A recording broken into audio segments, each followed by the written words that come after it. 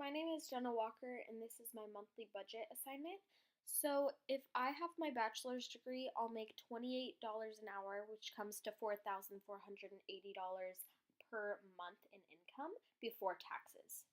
So, to break down my monthly budget, my income tax per month will be $1,568. So, subtracting that from my total income, I'll have $2,912 to spend. My food expenses will be $420 with groceries only, no eating out. My housing will be $800 because I'm going to split a one bed, one bath apartment with a roommate. My utilities, which will again be cut in half from the $100, will be $50 because again I'll have a roommate. My phone bill, which I'll go more into depth later, is $101.25. Clothing and shoes is $75. Health items I put $20. Grooming $45, and my student loans will equal $400 a month. My internet will cost $90 a month. My entertainment will be $80. I will save $100 a month for long-term savings. I won't have a pet or a credit card. My car payment will be $254, and my car insurance will be $241.70. Monthly gas will be approximately $106, and the maintenance will be around $25. And I'll go more into depth with the car insurance and the phone bill and the car payment as well. For the phone payment, I decided to go with T-Mobile, and I picked out a Samsung Galaxy S10e, and I'll go into the plan later on, but this is the phone that I would purchase and then pay monthly for this phone.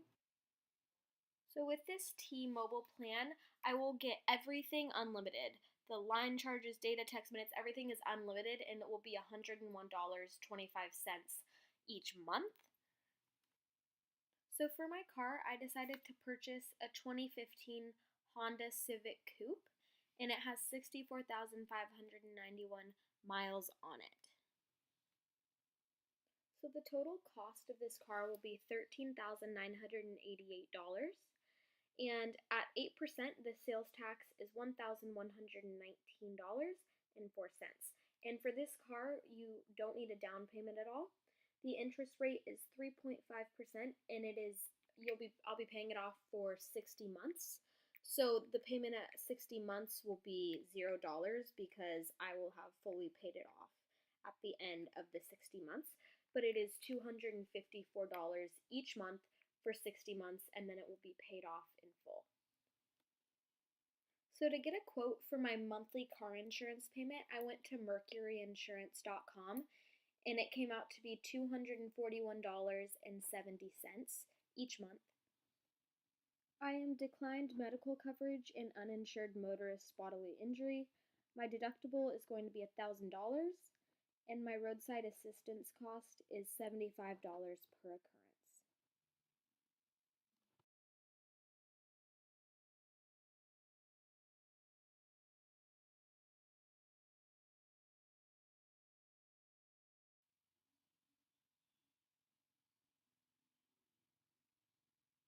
So for my monthly gas expenditure, I calculated the miles per gallon from the Honda website, and I get approximately 33 miles per gallon with the car that I bought.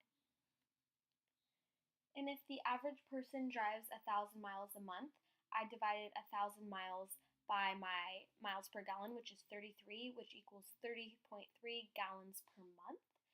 And I multiplied this by $3.50 to get approximately $106 per month for my monthly gas expenditure for this Honda car that I just bought. So to calculate my monthly budget, I subtracted the total expenses from my monthly income. So my starting balance was $2,912, but my monthly total after all costs equaled $2,807.95. So I had a surplus of $104.05. So my monthly budget is $104.05.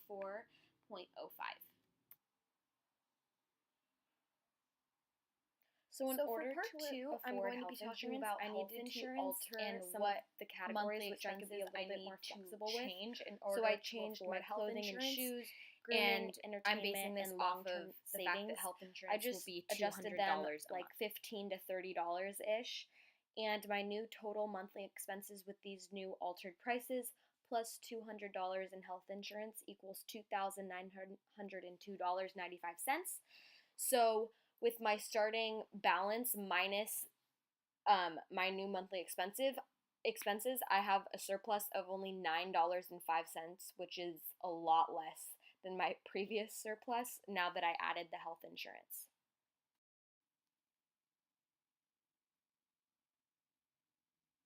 So now for the reflection questions.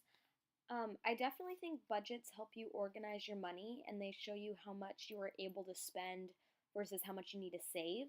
And I also think they show you the expenses that are necessary to pay, for example, food, housing, utilities, phone bill, etc., and that these payments must be completed before you decide to splurge and say go shopping or go out to eat with friends. So budgets help you stay organized and they don't let you spend fun money if you don't have that money to spend, and they show you what like truly has to be paid for versus how much you are able to spend for entertainment purposes. So they also put into perspective the cost of living on your own, which is especially helpful for anyone who has just moved out or someone my age who needs this for reference in my near future. So there is a very clear correlation between education and income. For example, someone without a high school diploma makes barely $2,000 per month, whereas someone who has completed 4 years of college makes more than double this amount. So the more education you have, the more qualified you are for higher paying jobs, which ultimately results in a higher quality of living. And if someone is looking to hire employees, they will likely take the applicant with a college degree over someone without a college degree. So ultimately, higher education results in a higher income. I definitely see myself making a budget after I graduate because I think a budget is such a smart tool for everyone because you're so much less likely to go into debt when you're aware of how much money you have and you're aware of how you're spending it. And I think it's smart for every single person to have a budget, regardless of how much or how little money you make, simply because it's important to understand your expenses. And I was really unaware of how many expenses there are. And it's really overwhelming, actually, especially for someone so young. So I think a budget is an easy and really effective way to stay on top of your money. So I showed these expenses earlier as well, but in order to afford health insurance, I had to cut money from a few categories. I lowered my clothing and shoes expenses by $30, my grooming by $15, and my entertainment as well as long-term savings both by $30 each. So I already had a surplus of $104.05 originally, so I lowered these categories to be able to afford the $200 health insurance. However, after paying for this new expense, I only had a surplus of $9.05.